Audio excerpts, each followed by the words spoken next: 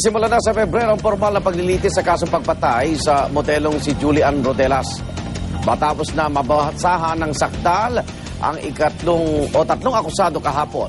Lumabas naman ang isang CCTV video kung saan nakunan pang magkakasama ang mga suspect. Kabilang ang pinaghahanap pa rin si Efren Talib ilang oras bago dukutin si Julian. Narito ang unang ronda ni Salima Refran.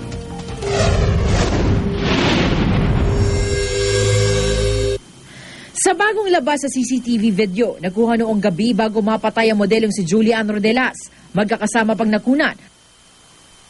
Ang umano'y mastermind na si JR Kiambao, nakita pang tattoo sa braso.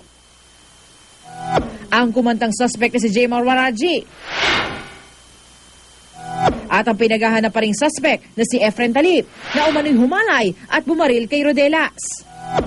Kuha raw ito alas 8:40 ng gabi noong Nobyembre 5 sa isang seafood restaurant sa Pasay City. Ilang oras lang bago dukutin si Rodelas sa harap ng kalapit na World Trade Center. Umalis sila makalipas ang isang oras, gaya ng testimonya ni Waraji. Makikita natin na credible witness siya.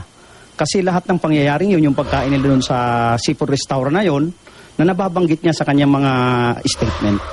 Ang video na siyang unang malinaw na sulyap kay Talib, tugma sa nakuhang litrato ng QCPD at sa lumabas na artist sketch.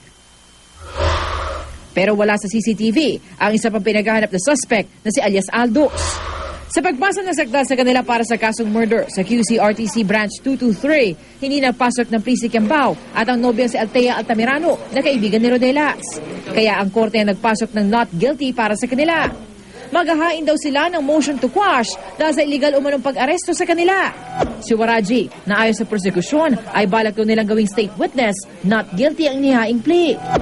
Hindi naman binasahan ng sakdalang suspect na si Jelan Pasawilan dahil sa ilalim siya sa reinvestigation dahil sa mga ebidensyang nakaligtaan umanong ilagay sa referral sa korte ng kasong illegal possession of firearms. Natutuwa ako na kahit papano na ano na yung kaso. Magkakaroon ng justisya ang ganap yung... Sa Pebrero, inaasahang magsisimula ang pagdinig sa kaso. Para sa unang balita, Salima Refran, reporting.